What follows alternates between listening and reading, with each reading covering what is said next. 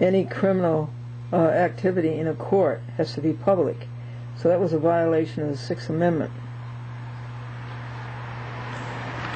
Then the woman judge asked me, she told the judge that I was offered a lawyer, a public defender, and I refused and all that.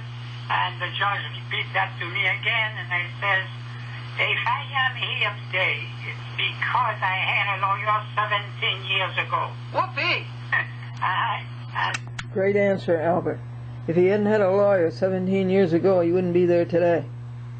If that lawyer had done his job honestly and in integrity, had defended Albert, he wouldn't have been there today. But like every lawyer I've ever met, with two exceptions, that lawyer was a crook. And she says, what is the charge against you? I told her I should have said the force charge against me, but I forgot to put the word force in there. I'm nervous. And I says the charge are threatening and breach of peace. She says, okay, she asked the prosecutor to name the charge and the statute, and she did, and then she says, you want how do you plead? I says, not guilty. She says, okay, you want a trial by jury or what? I says, yes, I want a trial by jury. She says, okay, we'll give you a trial. She says, again, from here to there, you could hire yourself a lawyer, and when it's come time to trial, the judge is going to specify to you again that you should have a lawyer to represent you. Why? Why? Who says? Who says you should have a lawyer to represent you? Does the Constitution say that? Do the statutes say that? No. There's no authority that you have to have a lawyer represent you. And she says, I'll give you a date for the trial. September 11th is the date of the trial. 9/11. Yes, that's 9/11. Yeah, that's 9/11. Yeah, that's 9/11. But then it happened just the way you said. It happened just the way you said it would happen. Yeah. That was on July the 17th, 2007. Now another thing that was wrong is that Albert didn't know the name of the judge. Well, the judge's name should have been on the bench. And another thing, the prosecutor should have given Albert a card. See how they run over you? See how your rights are violated? The whole process goes deeper and deeper than that in violations, folks. I'm going to talk to you about that later when I get it all organized, how to present it to you. And what court was this? This was the Hartford County Court. It was in Manchester, Connecticut. And he went to court yesterday, and he asked the clerk what was going to happen today. And the clerk says, I can't tell you that. Now that's more deprivation of constitutional rights, and that's more incompetence. Isn't it grand, folks? It feels so good. It sounds so good.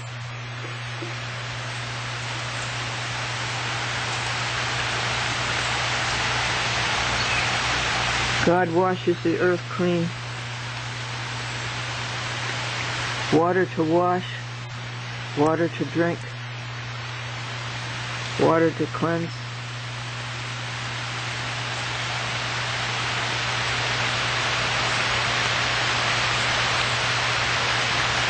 I always remember how amazing it is. It comes down, and then it goes back up again.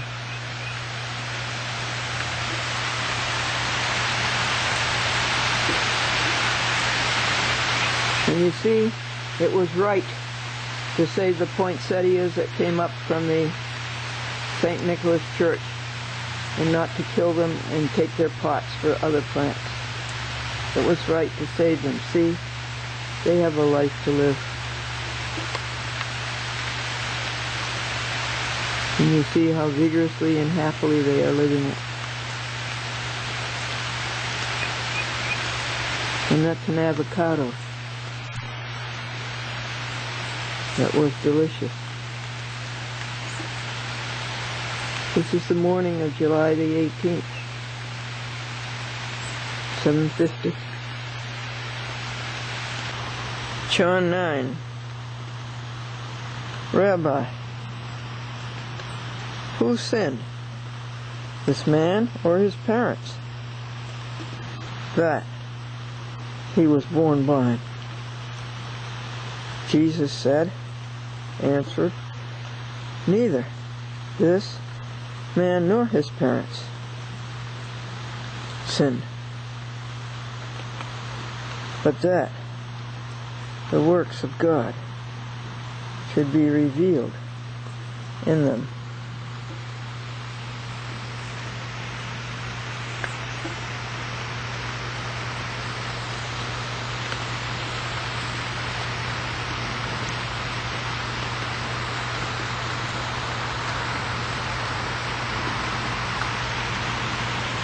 So I went and washed,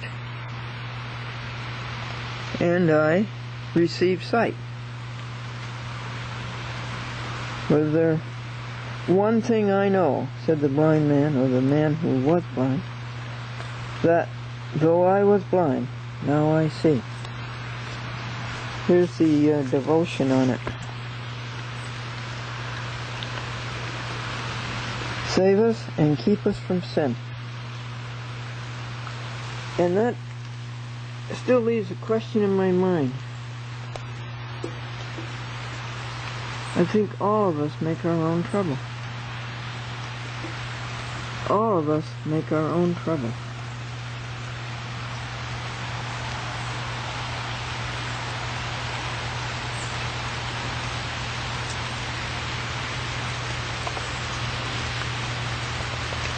Jimmy Talbert, isn't this the day that you're coming from Beverly Hills, California,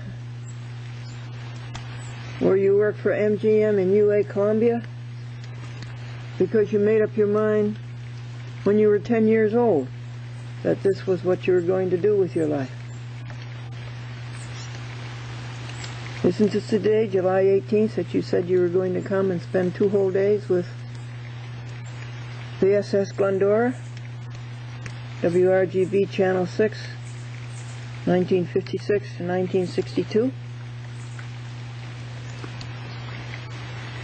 When you were just 10 years old.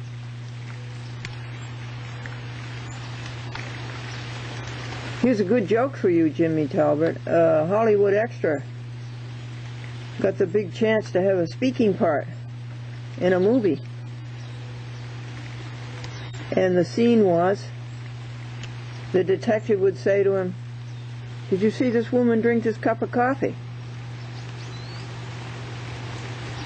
And the little extra was supposed to say, "I did." And he went home and he rehearsed all the different ways you can say "I did." I did. I did. I did. I did. It came time to shoot the scene, and the detective said, "Did you see this woman drink this cup of coffee?" And the little extra says, "Did I?"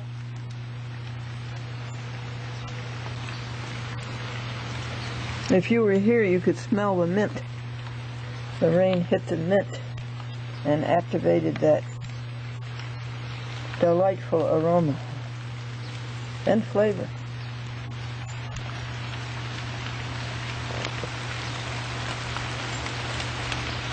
The raccoons ate all of the food that I put out for them. And I think it's too wet to feed the birdies. You don't hear any birdies, do you, much? Oh, there's a little birdie. Well, we will feed you right away, little birdie. Yeah. Jimmy Talbot, when you were graduated from Niskayuna High School, that would be in the county of Schenectady, right? Mm-hmm. And how did you get chosen to go to Northwestern for a summer program for high school students? Well, my aunt got me in there. Not so much she got in, but she told my mother about this program for gifted students at Northwestern. And I think I had my little studio in the basement. And I think I probably sent in, I remember telling them I had a film library at home with And there were a lot of the commercials that I'd stolen from the wastebaskets at WRGB, which I still have a lot of those on a roll. So I think that's how I got in, is I had done, I had directed the talent show in high school. So that was when you added that's a good credit. When you added it all together. Yeah, you had a good portfolio. And so when you went there, what did you do when you got there? Did you start making a film right away? Well, as I said, there was the school of speech and engineering school. There were like 5 different schools, and we met, and theater people had to do a theater production. Yeah. Film students had to do film. There were like 7 or 8 of us, and we studied film and then made film. But it was, now it's so common. It was the very beginning of film school, for kids. Very beginning. You said Northwestern had the first film school in the country. Tell us about the film you made. It was called Love's End is Lonely, and I'll tell you, I've got That's a nice title, Jimmy.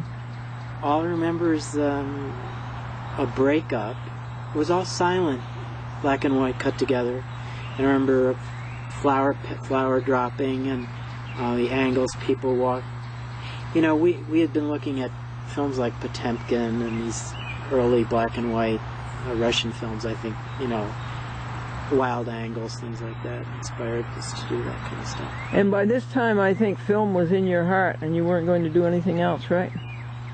Yeah, I remember that guy at WRGB, the general manager. I said, well, I'm surprised you didn't stay in television. And he's, and I said, I wanted to make movies really badly. You always did. Yeah. And your TV studio down in the basement of your house when you were 10 years old was more like a film studio than a TV studio. No, actually, it was exactly like a replica WRGB with wooden cameras and everything. But then I did change it over when I was at Northwestern to a little film studio. You did, yeah. So were you pleased with your film when you made it at Northwestern?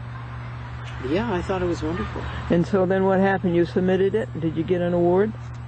Well, they had judges. There were only like 12 of them, and I got the award. Oh, congratulations. You got the first prize, huh? Yeah. Yeah. But I remember Jack Ellis was the head of, he said he actually saved all of the films. There were 9 of them, or 12 of them. And he edited them, put them on a reel, and he would show them to film students. And he said this particular year we had an extremely gifted group of filmmakers. And that year would be? 63. 1963. Yeah. Open, close it, so I start at the beginning. And volume-wise, we've got... Right here's the volume. The second one. See this line of 3? This is the volume. You can dub this, by the way. It'll copy. You mean onto another DVD or onto VHS? You can, I can leave this with you. You can copy it if you want to, so you don't have to lose it. Yeah, I have DVDs right here if you want. Okay. So, okay. We can't do anything, honey. It's loading. Oh, okay. Now tell me what this is I'm looking at. I'll talk it through to you so you know which one's which ones. Now, sound-wise, you can adjust yourself. Right here. See this right here, volume? Where's it say? See this one right here in the middle? Isn't that volume? Yeah. It is. Okay. All right. I'll just tell you as we go through it what it is.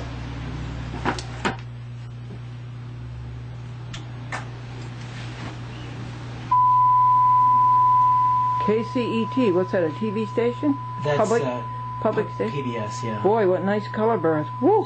Isn't it nice? Beautiful color bars. Wow.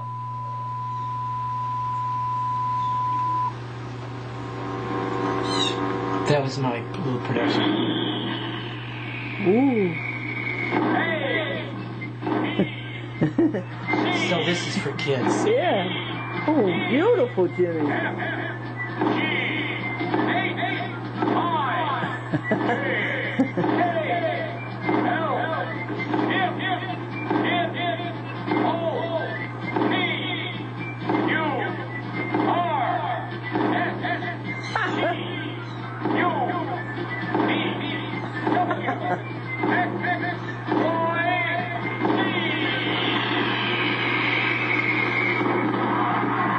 Oh, Jimmy.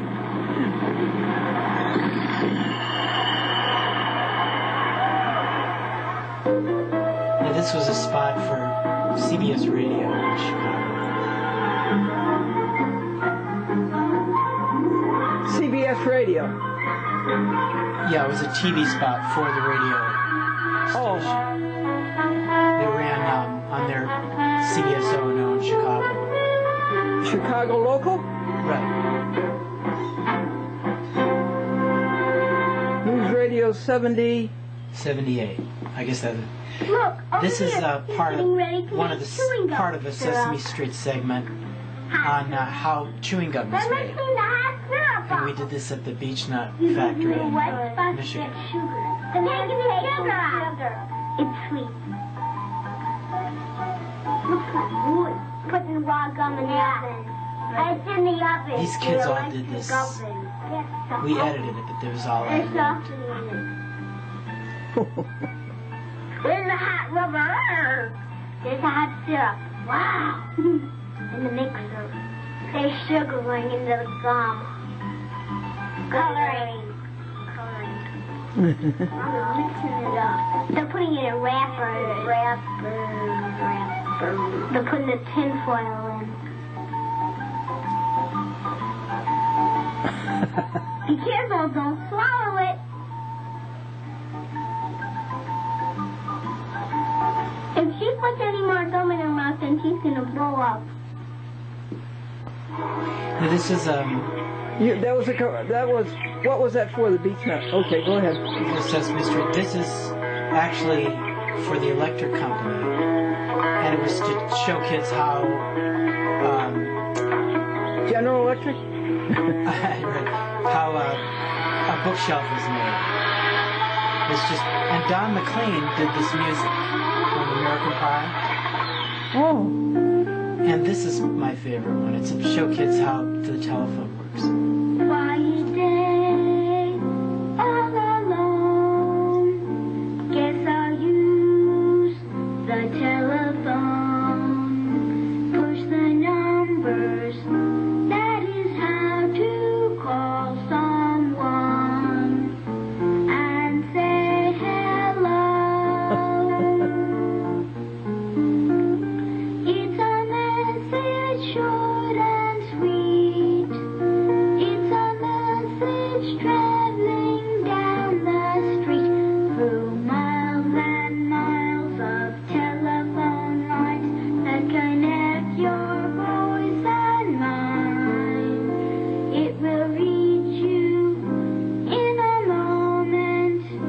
It will reach you just to show that I'm thinking of you when I say hello. beautiful. Good job, Jimmy. You made it. They did the track, and it was wonderful. This is a Fright Night movie opening for Channel 2 in Chicago.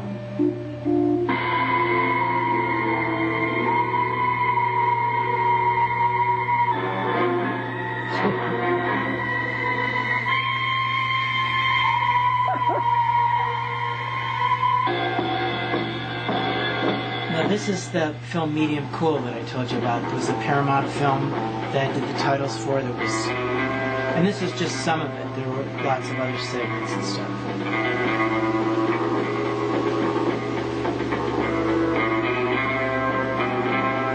This was about the Chicago riots in '68. Oh, really? What did he put in his motorcycle? Oh, this is George Lucas's wife, and this is Ask a Wife Series. Studs Terkel, you know that, his Studs Terkel. This is a cameraman bringing his footage in after shooting all night to the station for the news.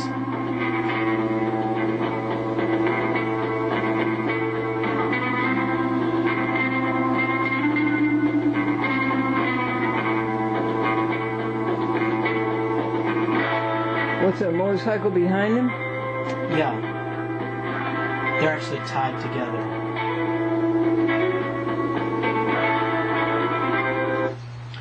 This was for the electric company. I'm a funny guy. I'm a funny They added the type funny guy when they ran it.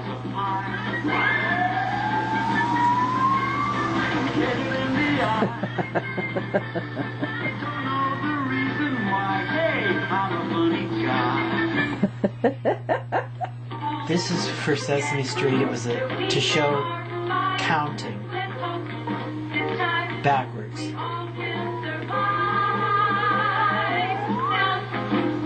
So 5, 4, 3.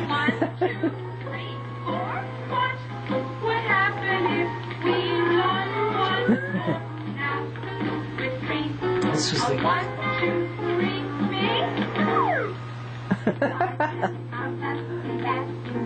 and no matter what we do, please, or if we do a turn now, or we take a big bow, we're dancing now here for you. Just find now, you must know it's very true. Would we ever lie to you? 5 is always our number, no matter why wonder, what else could we possibly do? But bring our big 5 here to you. This is probably my favorite. This is the opening to the best of CBS that actually ran on a bunch of openings. What did you say this is? When? What is this? Oh, it's the movie opening for the late night movies on CBS O&Os. Ran on about 6 different stations. Oh, yes, right. Oh, that's beautiful. Oh, that's lovely. And very creative. Yeah, that's one of my favorites. What year did you make that? God, 70s? This is... Did you ever know the group Mummenchans? No, honey, I'm Swiss sorry. Mine Troupe? This is a half-hour public television program we did with them. And With these what are the group? What's the name of the group? Mummenchans. They were on Broadway for years. Oh. It's a night show. Now this is the titles, and then they're just 2 short segments, and then that's it.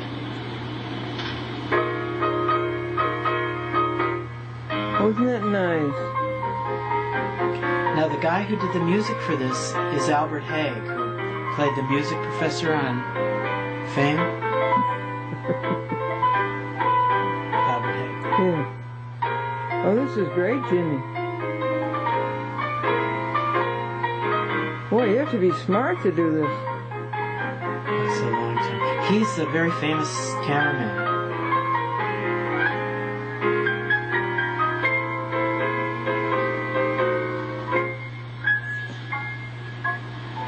That's lovely. Oh, looky, there's your name. Directed by James Talbot.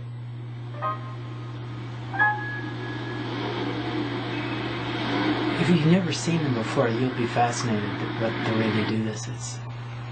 This is one of their things they were really well known for, the clay masks.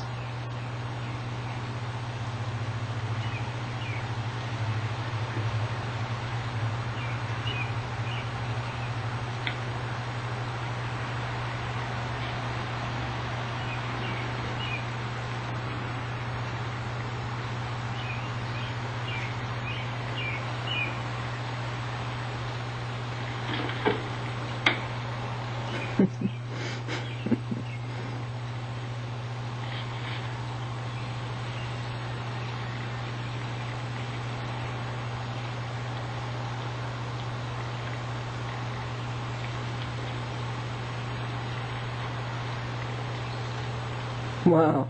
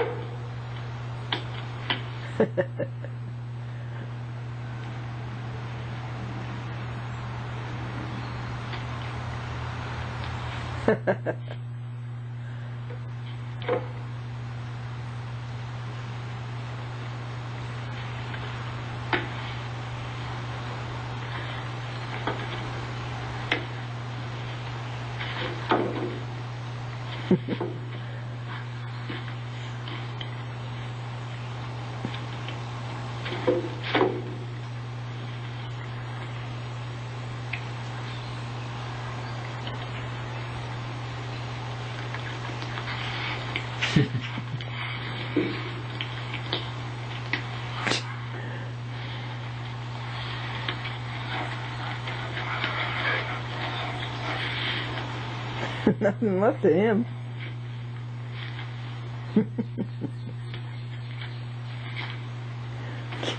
They did this on stage and they never had any music or anything like that.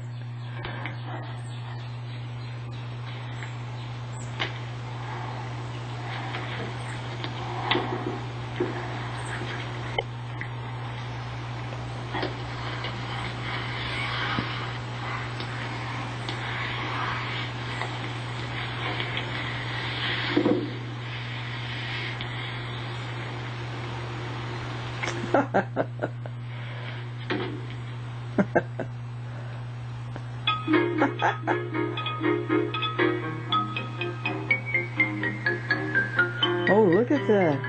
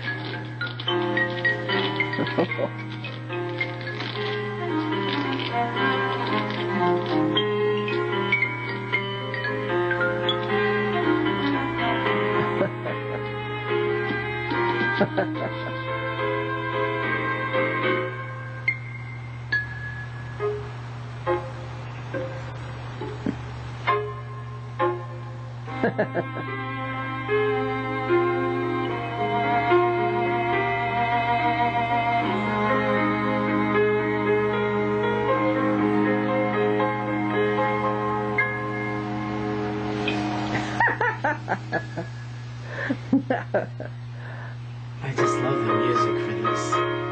Oh, that's pretty. Is this Sesame Street? No, this was ran on some PBS public television stations. It was, it was about, one version was a half hour, the other was 45 minutes. What is it? What is it? Is it a play or? Oh, you mean what they did on stage?